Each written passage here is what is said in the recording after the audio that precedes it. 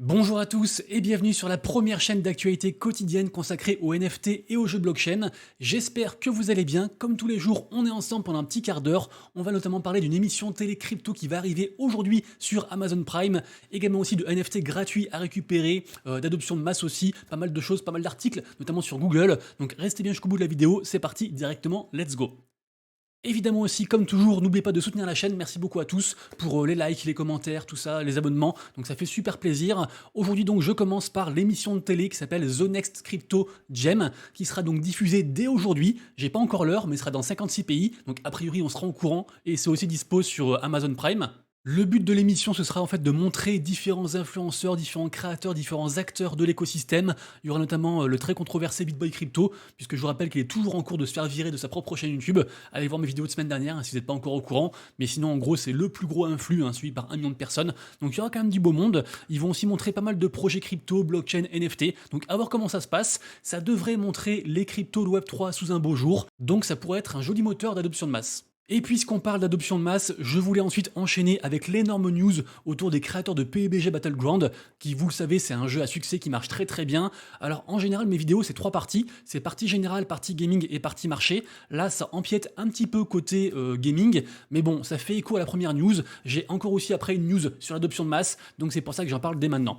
Donc sachez que les gens derrière PUBG, c'est donc le studio Krafton, ils sont en train de faire une blockchain qui s'appelle Cetlus, qui est une blockchain en fait qui va servir principalement pour tout ce qui est paiement, notamment les paiements en fait aux créateurs de contenu. Donc c'est assez intéressant. C'est sur l'écosystème Cosmos et donc c'est un truc que n'importe qui entre guillemets pourrait utiliser potentiellement. Donc c'est une sorte de sous-filiale de Krafton. Donc pas sûr qu'il y ait un jeu qui débarque dessus, mais en tout cas ils vont s'en servir pour tout ce qui est paiement comme je disais. Donc ça reste quand même une news très bullish sur l'écosystème. Notamment, rappelez-vous, j'en ai parlé il y a pas si longtemps que ça. J'avais fait une vidéo sur les gros projets gaming des gros éditeurs, notamment je sais pas PlayStation, Nintendo, etc. qui s'appelle ici là c'est gros éditeurs et NFT. On avait notamment parlé à l'intérieur de Krafton, puisque en effet ils ont un projet qui s'appelle Migaloo, qui devrait du coup arriver sur Cetlus. Et Migaloo c'est plus un projet en mode de métaverse, un peu presque une sorte de Minecraft. Donc renseignez-vous sur ces projets, mais en tout cas, niveau global, c'est une excellente nouvelle.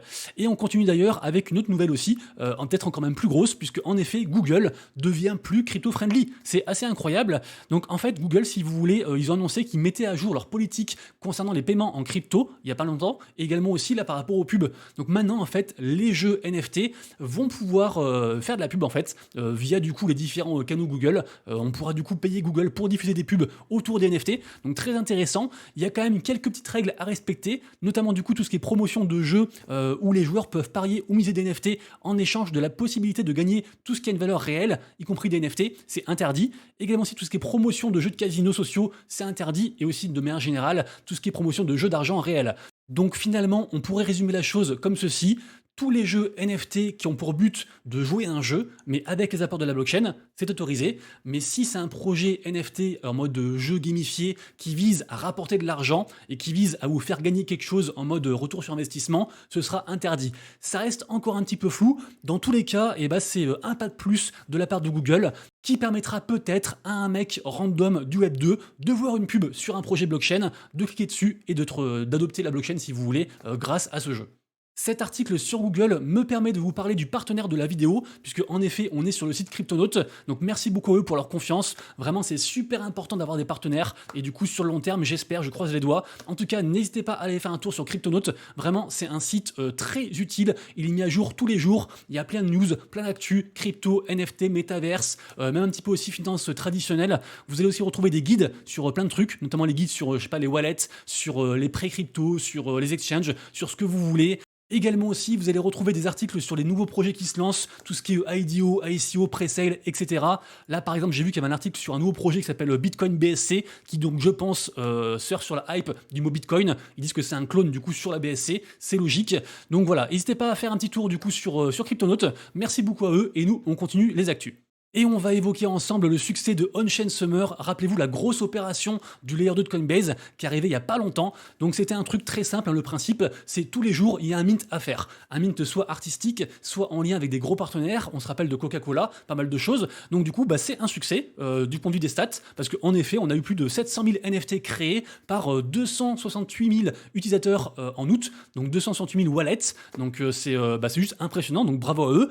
Par contre, c'est vrai que c'est quand même un succès mitigé, puisque pour l'instant, il n'y a aucun projet sur Base qui n'a performé. Le seul qui avait vraiment explosé, rappelez-vous, c'était Friendtech, une sorte de réseau social en fait très spéculatif sur lequel on mise en fait sur des comptes Twitter en achetant des parts, pour la faire simple. Pour ceux que ça intéresse, rappelez-vous, j'ai fait une vidéo très complète sur Friendtech. En gros, je vous montre mon compte, je vous explique tout. Donc allez voir sur la chaîne du coup, Friendtech du coup voilà, opportunité du siècle ou alors Ponzi géant, à vous de voir. En tout cas, pour l'instant, Friendtech ça s'est beaucoup calmé, même si on note quand même un regain, un petit regain là dernièrement sur les derniers jours.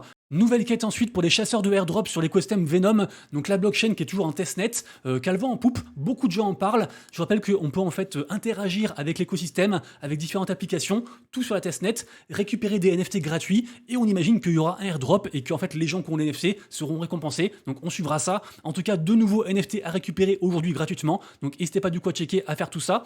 Également aussi, n'oubliez pas que sur des banques c'est un peu une sorte de wallet tracker, pour la faire très courte. C'est un truc qui marche très très bien, qui est très connu. Rappelez-vous, j'ai carrément fait une vidéo en fait sur le airdrop potentiel de Debank qui se trouve ici, parce que vraiment Debank, ils ont plus ou moins confirmé le airdrop, ils ont dit qu'il y aura un token qui allait arriver très bientôt, donc moi j'en suis sûr à 100%. Après voilà, je garde quand même un petit pourcentage de réserve au cas où, mais pour moi du coup il y aura un airdrop, c'est pour ça que j'ai fait la vidéo. Donc là du coup ils rajoutent en fait des nouveaux NFT, des nouveaux badges à récupérer, donc n'hésitez pas du coup à checker l'application, le site, c'est gratuit, enfin il y a aussi des trucs payants mais globalement c'est gratuit, on peut s'en sortir comme ça. N'hésitez pas aussi du coup à vous suivre entre vous, à me suivre, à vous suivre entre vous, parce qu'en fait il y a des badges aussi qui se débloquent, plus on suit de gens et plus du coup on débloque aussi des récompenses. Donc voilà, très intéressant, affaire à suivre toujours et on attend le airdrop. Info suivante, un peu technique, mais vous inquiétez pas, on va rester en surface. Et puis ceux qui sont titillés du coup par l'info, et ben vous irez voir, vous savez, hein, tous les liens sont en description à chaque fois. Sur la chaîne, aucun conseil d'investissement. Vous avez tout pour dig, pour faire vos recherches par vous-même. Donc du coup, faites-les. Moi, je suis juste une porte ouverte sur plein de news et j'espère que de temps en temps, en fait, une ou deux comme ça vous intéressent et qu'après vous allez voir. Ceci étant dit, retour aux news sur le compte donc de Leonidas. C'est comme il s'appelle lui-même, en fait, c'est une sorte de hortefluenceur. C'est peut-être un des top 10 des plus gros influenceurs côté NFT ordino. Donc en général, quand il dit quelque chose, du coup, on l'écoute. Et là, en fait, il nous parle de de NFT parents-enfants. C'est assez intéressant. En fait, c'est comme si, par exemple, vous êtes un créateur de NFT, vous créez un NFT à votre nom, et en fait, après, vous pouvez créer, si vous voulez, d'autres collections en dessous, dans une sorte de hiérarchie, qui sont liées en fait au premier NFT, mais c'est quand même distinct. Et en fait, du coup, ça ouvre les portes de pas mal de choses très intéressantes pour justement tout ce qui est mise en relation automatique, même via du coup on-chain si vous voulez, sur les NFT. Donc renseignez-vous, mais si cette relation parent-enfant au niveau NFT vous intéresse, sachez que du coup, ça arrive sur Bitcoin Ordinal. On continue ensuite et on part du côté de chez Solana avec une énorme nouvelle de la part de Tensor. Tensor qui est donc la première marketplace NFT loin devant Magic Eden à l'heure actuelle. Et regardez-moi ça, la collection NFT Tensorians qui est donc associée à la marketplace Tensor a pumpé de fou. On a fait plus entre plus 20 et plus 30% là sur 24-48 heures. Là on est quasiment à 20 soldes de floor price. Pourquoi? En fait c'est très simple, maintenant il y a du stacking. Donc si vous allez du coup dans Reward ici, et bah ici là à droite vous allez du coup avoir Stake. Et donc vous pouvez stacker vos NFT Tensorians. Et en fait si vous voulez, tous les gens qui tradent sur la plateforme, ils vont en fait avoir des points pour le potentiel airdrop. C'est pas potentiel, c'est sûr, ils ont annoncé le airdrop. Donc pour le futur airdrop de la marketplace Tensor, ce sera donc le token Tensor, TNSR de tête. Et donc du coup en fait tous les gens ils vont trader, ils vont avoir des points et une partie de ces points vont être redonnés en fait aux gens qui stackent les NFT. Donc ça veut dire deux choses. Ça veut dire que si vous êtes un trader actif sur Solana, sur Tensor, vous allez cumuler encore plus de points parce que du coup les NFT stackés donnent aussi un multiplicateur de points et en plus même sans rien faire vous allez aussi avoir des points en plus. Donc forcément la nouvelle a été très très bien accueillie et donc forcément ça explique aussi le pump des NFT. Je vous rappelle ensuite que la grosse annonce du jour côté NFT, c'est bien sûr l'arrivée des NFT Yoga Pets. Donc il y a eu un jour de retard, ça devait sortir hier, du coup ça sortira aujourd'hui. Donc en fait, tous les gens qui ont pu minter les NFT, donc ce sera 10 000 NFT, et ben en fait ils vont se faire airdropper des NFT à partir de 5 heures du coup tout à l'heure. Donc ça promet du coup du lourd parce que forcément il y aura aussi beaucoup de volume par rapport à tout ça. Ils ont aussi implémenté un système pour entre guillemets récompenser les holders avec les différents tokens de l'écosystème. Donc renseignez-vous, vous le savez, moi je suis vraiment pro Yoga Pets. J'en ai minté, donc j'ai hâte de voir tout ça, et puis je vous tiendrai au courant bien sûr dès demain comment ça s'est passé. Et pour finir sur l'écosystème Yoga Pets, surveillez aussi la collection Cubes, qui est donc la deuxième collection la plus importante de l'écosystème, qui permet elle aussi de générer en fait du token. Et en fait, si vous voulez, à la base, on pouvait se servir des Cubes pour être whitelisté et minter un Yoga Pets. Donc peut-être que après l'airdrop, certains vont revendre les NFT et que peut-être on aura un petit dip intéressant à choper. Ça, c'est à vous de voir. Et pour finir sur les infos générales, rapidement, j'en ai parlé il y a 2 jours, quand le mint devait arriver. Il a commencé à arriver, le mint de Mercedes-Benz, et finalement, du coup, tout a bugué, tout a planté, le code est dans les choux, le site est dans les pâquerettes, donc là, tout est arrêté, on n'a pas de nouvelles, la hype semble retomber, si tant est qu'il y avait de la hype à la base, donc affaire à suivre pour Mercedes-Benz, mais pour l'instant, ça sent pas très très bon. Deuxième partie de la vidéo, la partie blockchain gaming. D'ailleurs, si vous aimez la vidéo, faites-vous plaisir avec un pouce en l'air. Merci beaucoup à tous. Ça récompense le travail et ça push les vidéos. On commence directement par l'écosystème Bored Ape avec un gros retard. En effet, donc les Bored Ape, ils ont sorti un jeu dernièrement qui s'appelle Forge. Et en fait, là, il va y avoir un gros événement aujourd'hui. Un événement avec un petit peu communautaire, avec un gros affrontement contre un boss. Ça s'appelle du coup la faille, The Rift. Finalement, du coup, petit souci, c'est reporté à semaine prochaine. On n'a pas encore le jour exact. En tout cas, suite à l'annonce, pour l'instant, les NFT, ils n'ont pas trop baissé. On est à 0,48 ETH. Après voilà, on sait que c'est les Bored Ape derrière, on sait qu'ils vont délivrer, il y a un petit retard, c'est pas très grave. Deuxième info très importante, très intéressante par rapport à l'aventure Polkastarter. Polkastarter, c'est avant tout un site d'infos, c'est une mine d'or, vraiment c'est devenu la grosse référence au niveau blockchain gaming. Vous allez retrouver dessus en fait des guides, des tests de différents jeux, ils font plein de partenariats. À la base, ils ont commencé assez petit, il y a plusieurs mois de ça, ils avaient fait un gros événement qui s'appelait les Game 3 Awards. Il y avait pas mal de récompenses, du coup ils ont su attirer aussi tous les grands acteurs de l'écosystème. Depuis, ils font que monter, c'est une dinguerie. Et là en fait, gros changement, ils rename, il ne s'appelle plus Polkastarter, maintenant il s'appelle games.gg. Donc je pense que le rebranding, c'est très intelligent. Également aussi, ils ont levé 2 millions de dollars pour continuer à s'étendre. Donc vraiment, c'est déjà très très gros, c'est déjà une référence, mais là ils vont faire encore plus de choses. Donc vraiment un site à suivre absolument.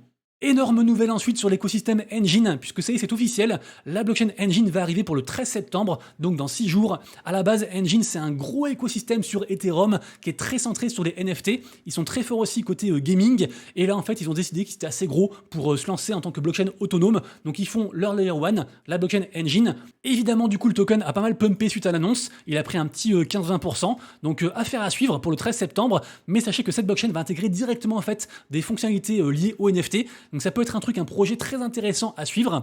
Également aussi la belle aventure de Sorare Data. Sorare Data, à la base, c'est un site en fait qui a été fait par les fans, évidemment en lien avec Sorare, la licorne française, qui capitalisait, je crois, à 4,6 milliards de dollars. Un projet vraiment rocambolesque, c'est tout ce qu'on veut. Belle aventure. Et donc forcément, qui dit gros projet dit aussi grosse commu. Là, du coup, les gens, ils avaient fait en fait un site pour s'aider entre eux. Le truc a pris des proportions énormes. Sorare Data est devenu la référence des data justement par rapport à Sorare. Là, ils viennent de lever 2 millions de dollars, donc bravo à eux, bravo pour l'aventure, ils vont pouvoir proposer encore plus de choses, continuer à s'étendre, donc super. On a ensuite des infos par rapport au mint de Sogaton, donc ça se passera du coup le 13 septembre. Je vous rappelle que ce sera un mint gratuit. Sogaton, c'est le projet en fait des studios Zynga, ceux qu'on fait Farmville, qui ont été rachetés par Tech2, qui sont derrière GTA, donc grosse attente, gros projet, évidemment. Beaucoup de hype par rapport à ce projet. Par contre, gros point négatif, on a appris qu'en fait, pas tout le monde pouvait minter. En effet, seulement les gens qui sont aux États-Unis, en Indonésie, aux Philippines, en Thaïlande et au Vietnam pourront minter. Le reste, c'est interdit. Donc après, VPN, voilà, on sera là. Moi, pour l'instant, de toute façon, je suis pas whitelisté. Après, il y a aussi une phase publique en mode premier arrivé, premier servi. Donc, on verra comment ça se passe. Il y a quand même beaucoup d'attentes. Ça devrait bien marcher. Pour l'instant, on n'a pas trop d'infos sur le jeu en tant que tel. On sait que ce sera dans l'univers de la ferme, mais on n'en sait pas beaucoup plus. Donc, affaire à suivre, mais je pense gros projet. Et dans une moindre mesure, on a un autre jeu de cartes qui va arriver, cette fois-ci de la part de la collection Dead Fellas, qui est une ancienne collection sur Ethereum, qui marche bien, qui est assez ancrée, qui a des bons holders. Donc, on verra comment ça se passe. Ça arrivera a priori le 8 septembre. J'ai pas beaucoup plus d'infos, mais un petit projet à surveiller. Et pour finir les infos gaming, si jamais vous vouliez tester le jeu Play Wild Forest, qui est donc un jeu un petit peu en mode Clash of Clans sur Ronin, qui est donc la 7 chaîne du jeu Axie Infinity, le jeu marche très très bien. Par contre, pour l'instant, on est off-chain et en fait, ils vont tout reset. Donc c'est juste pour tester, mais sachez qu'on peut donc remplir un form pour tester les jeux de manière gratuite. Également aussi, on a pas mal d'attentes par rapport à ce projet. Nous passons ensuite à la troisième et dernière partie de la vidéo, la partie marché, NFT surveillé et mint du jour. Et je ne sais pas si vous étiez là hier, mais c'est vraiment la même chose. On se retape des baisses de -2, -3, -4% sur les NFT, rien de particulier. Blue Chip Index qui du coup diminue, un peu plus du coup d'acheteurs que de vendeurs comme hier, mais sentiment de marché vraiment très très froid, on est à 12, donc vraiment c'est tout pareil. Au niveau des volumes quand même, petit regain côté Polygon et aussi Solana, un peu plus de ventes, un peu plus de volume, donc bon ça reste un point positif. Évidemment comme tous les jours vous allez retrouver sur mon compte Twitter un tweet que je fais tous les matins qui va recenser un petit peu les NFT que moi je vais regarder aujourd'hui, notamment le mint artistique très hypé, l'open edition de Vinny Hager, allez voir ça sur OpenSea. Également aussi les Lazy Sense de chez la collection Lazy Lions, qui est une grosse collection ancienne sur Ethereum. La chanson bien sûr de Justin Bieber qui va être NFTisée, j'en ai parlé sur la vidéo de hier, et qui vous rapportera peut-être de quoi acheter un burger sur un an, on verra ça. Également aussi un gros partenariat entre Chorus et Beatport, côté NFT musical, et aussi en lien avec l'intelligence artificielle. Pour le reste, vous irez voir, je vous ai tout mis ici directement, vous retrouverez du coup le tweet en description et sur Twitter, et aussi quand même petite mention pour The Primes, qui a un projet un petit peu en mode casino, qui pourrait bien marcher, mint à 3 sols, donc pour l'instant voilà, on est presque au prix du mint, donc ça démarre doucement, mais grosse attente, donc pourquoi pas. Les amis, du coup, c'est tout pour moi, on se retrouve donc dès demain pour la prochaine vidéo, et d'ici là, bien sûr, prenez soin de vous, de vos proches et de vos wallets, des bisous, ciao.